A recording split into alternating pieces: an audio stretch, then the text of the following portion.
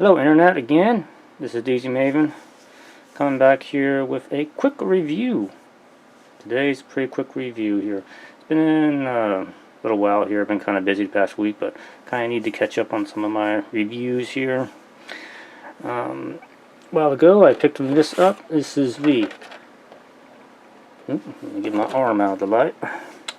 This is the 144th McGillis Schwalbe, however you pronounce that, I'm not really sure. McGillis Graze, which is a customized, souped up version of the regular grunt suit of a Graze from Iron Blooded Orphans. This is actually my first kit from Iron Blooded Orphans, and I picked this up because I kind of like the look of this machine here. I think it looks pretty nice here. It reminds me less of a Zaku and more of the Union flag from Gundam 00 here. Let me grab it here so you can get a closer look at it. Completed kit. As you can see, it's nice and blue with some darker blues. It's not quite black. This is kind of a really dark blue here, but it has lots of little thrusters sticking out in kind of odd areas and whatnot here. These little thruster binders can move around a bit. This does not here. It has these things on the leg, which I'm not quite sure what they are, but I think they're thrusters also. The legs have a decent range of motion. I mean, they get kind of caught on this here because this doesn't move, but the legs can bend all the way back like that. And the little foot, it has a little bit of range of motion, but not a whole lot. And then back and forth like that. And straighten that back out. The arms have a pretty decent range of motion, I would say. Kind of curl all the way up. The gun's kind of in the way a little bit here, but here, but they can bend all the way up. And it came apart. Yeah, that's just a little polycap ball joint right there, so if you do push it too hard, it will come apart. Put that back together here. And there is some motion in the torso, not a whole lot of back and forth on it, but it will go back and forth a lot because there is a joint inside the actual chest mechanism right there. The head can go all the way around and up and down like that. Straighten your arm out. Actually, let me get it off the action base here for a second here. There we go. And there's always this thing about the Graze, is that the head can open up to reveal the little eyeball sensor thing. This is supposed to stay put open, but it doesn't like to stay put very well. Like that, and I went ahead and painted that up on the inside with a yellow paint marker and some silver. It turned out pretty decent, better than the sticker, I'd say. It does come with stickers for all these yellow parts here. There are stickers for these little thrusters in on the shoulders. This guy keeps falling apart. Get back in there. But I went ahead and kind of painted those in too with some black and just my silver paint marker just to highlight the thrusters there.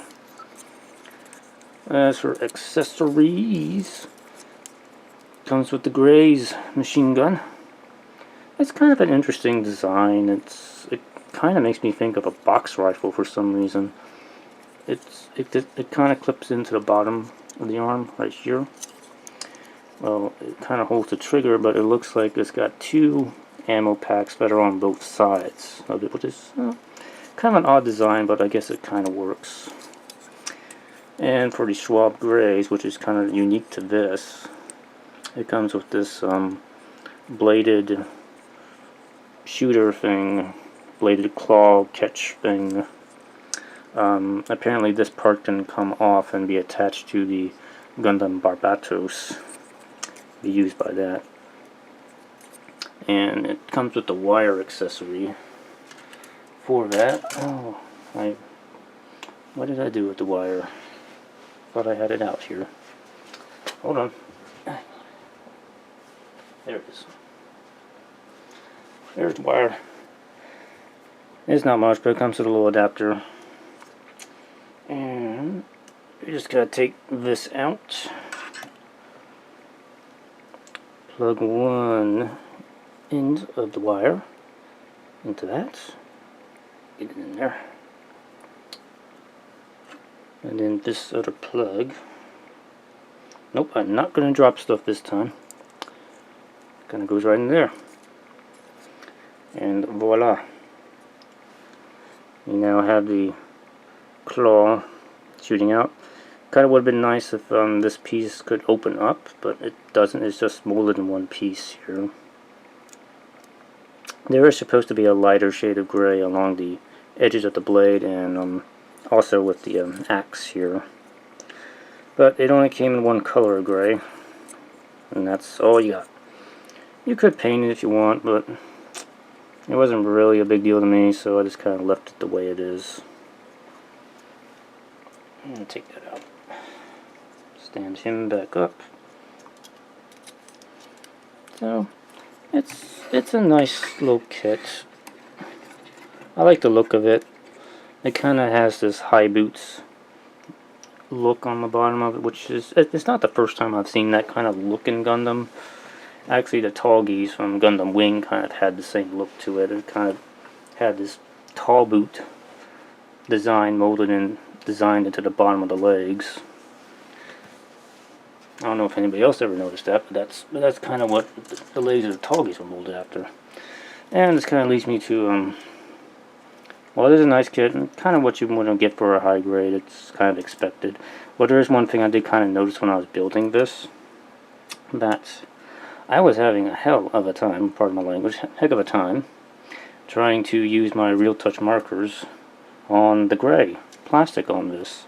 Because for some reason the gray plastic wanted to, my Real Touch markers kept staining the gray plastic, which was very troublesome.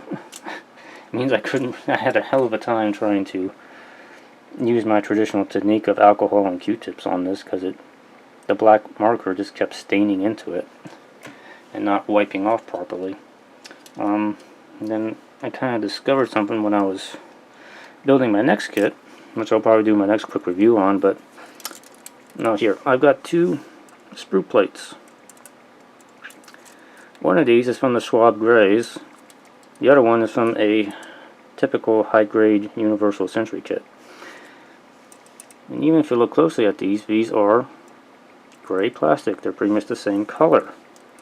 But there is a difference between these. The one from the Schwalbe Graze, which is this one here, actually is a different type of plastic on it. It's probably going to be hard to see on this camera here, but I can actually cut into this with my fingernail. It's actually very soft plastic they use for the graze. I mean, you can call it soft or you can call it cheap, whatever you want to say, but I mean, my hobby knife kind of cuts through this stuff really easily. I had to be really careful when I was trimming the sprue off of the parts, because my knife just tended to overcut really easily with this stuff. It was a lot softer than I expected it to be, compared to this, which is the plastic from a high-grade Universal Century kit, which is actually much better quality plastic. But even if I do the same thing to this, I'm like barely, if anything, making any indentations in this with my fingernail, because this plastic's actually a lot harder. But I mean, it's not the ABS plastic though. It's just a regular gray plastic. But the stuff they use for the Iron Blooded Orphan kit is just, well, I want to say it's cheap, and I don't really like it. That's kind of my only real criticism with this kit, is that this plastic is kind of crap. But I got this for $13 compared to typical high-grade Universal Century, which I usually would get for maybe $20, $25 if it's a good one. So I mean, I guess I got what I paid for, I guess. But I mean, I'm probably not going to do any more Iron Blooded Orphan 144 kits, simply because I kind of don't want to have to deal with this again. It was really hard to work with, but But anyway, that's my quick review. It's actually a pretty good kit. I like the design of this, and that's why I picked it up. As for other Iron Blooded Orphan kits, I don't know if I'm actually going to get any more of them. I just mentioned that. I like the design of this, and the only other design out of Iron Blooded Orphans that I actually kind of like is the Gundam Chimaris, which, you know, I might wait until there's a much better version of that. There is the 1/100th scale kit coming. I don't know if I'm actually going to get one that big, because I would prefer to get 1/44ths right now. And I don't want to get the 1/44th of it if it's going to kind of be the same quality to it. But maybe in the future there'll be a much better kit of it. But anyway, that's it for the quick review. Hope you enjoyed, and I'll be back with another one pretty soon. Right? Bye-bye.